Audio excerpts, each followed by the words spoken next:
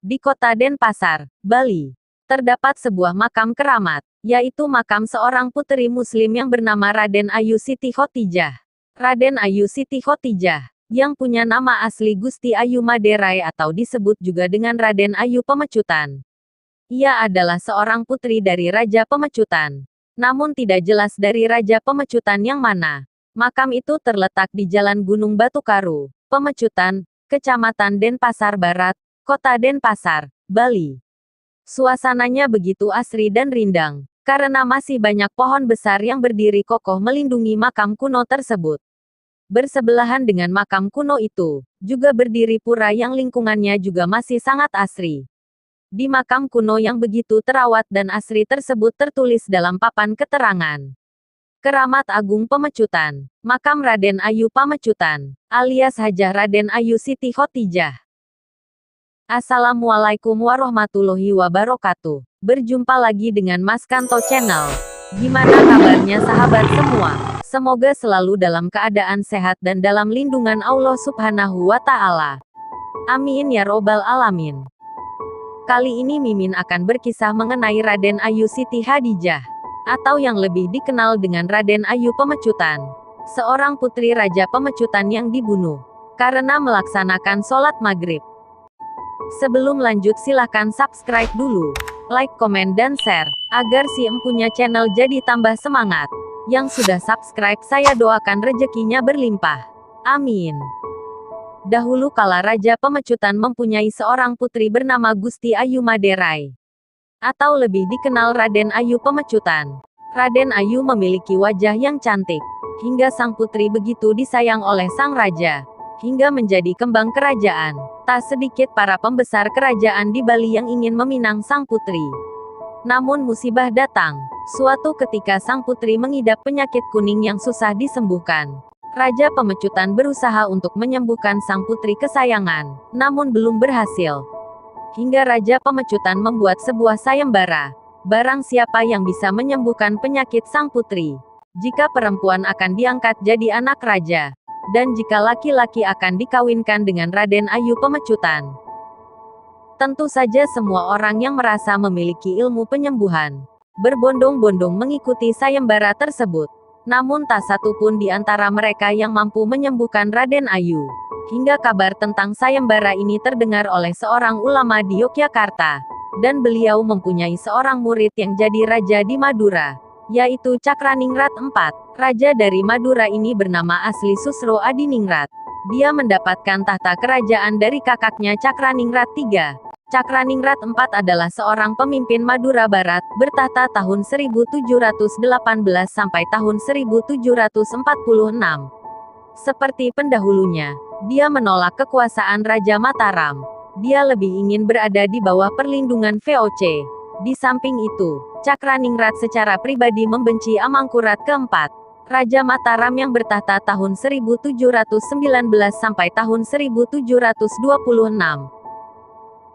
Cakraningrat IV pergi ke Bali mengikuti sayembara, seperti apa yang diperintahkan oleh gurunya yaitu ulama di Jogja itu. Dengan kesaktian Cakraningrat IV dan atas izin Allah Subhanahu wa Ta'ala, sang putri pun akhirnya sembuh. Raja Pemecutan sangat gembira dengan kesembuhan putrinya itu. Setelah sang putri sembuh, lalu Raden Ayu Pemecutan dan Cakraningrat IV dikawinkan. Tentunya dalam perkawinan muslim, keduanya harus beragama Islam. Raden Ayu Pemecutan pun jadi mualaf dan bergelar Raden Ayu Siti Khotijah. Sang putri lalu diboyong ke Madura oleh Cakraningrat IV. Sekian lama Raden Ayu berada di Madura. Ia pun rindu kepada ayahnya.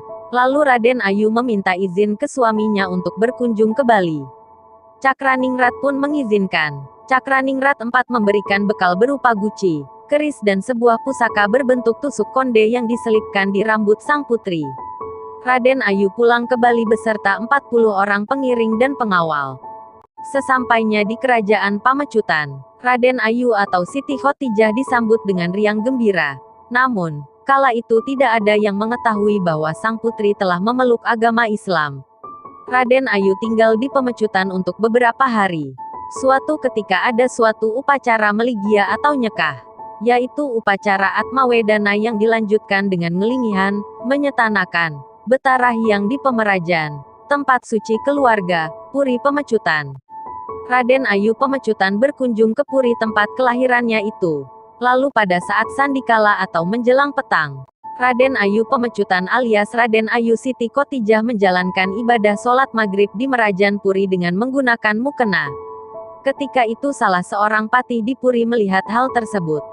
Para patih dan pengawal kerajaan tidak menyadari bahwa putri telah memeluk Islam dan sedang melakukan ibadah sholat. Mereka merasa aneh dan menganggap Raden Ayu sebagai penganut aliran ilmu hitam. Akibat ketidaktahuan pengawal istana itu, keanehan yang disaksikan di halaman istana membuat pengawal dan patih kerajaan menjadi geram. Lalu melaporkan hal tersebut kepada raja. Mendengar laporan Kipatih tersebut, sang raja menjadi murka, lalu memerintahkan Kipatih untuk membunuh Raden Ayu Siti Khotijah. Raden Ayu Siti Khotijah dibawa ke areal pemakaman yang luasnya 9 hektar.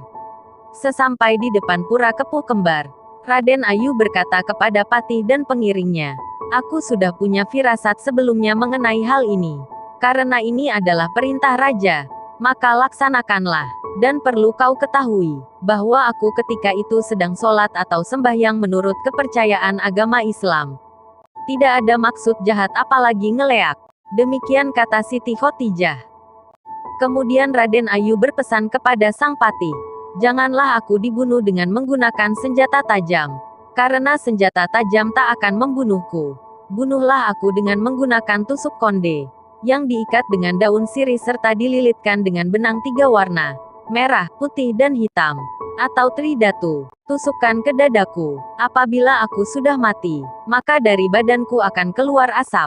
Apabila asap tersebut berbau busuk, maka tanamlah aku. Tetapi apabila mengeluarkan bau yang harum, maka buatkanlah aku tempat suci yang disebut keramat." Para patih pun mengikuti apa yang dikatakan oleh Raden Ayu. Setelah meninggalnya Raden Ayu, bahwa memang betul dari badannya keluar asap. Dan ternyata bau yang keluar sangatlah harum. Peristiwa itu sangat mengejutkan para patih dan pengawal. Perasaan dari para patih dan pengiringnya menjadi tak menentu. Ada yang menangis. Sang raja menjadi sangat menyesal dengan keputusan beliau.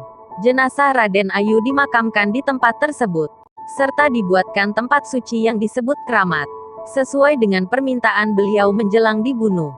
Untuk merawat makam keramat tersebut, ditunjuklah Gede Sedahan Gelogor, yang saat itu menjadi kepala urusan istana di Puri Pemecutan. Demikianlah kisah Raden Ayu Pemecutan. Terima kasih telah menonton.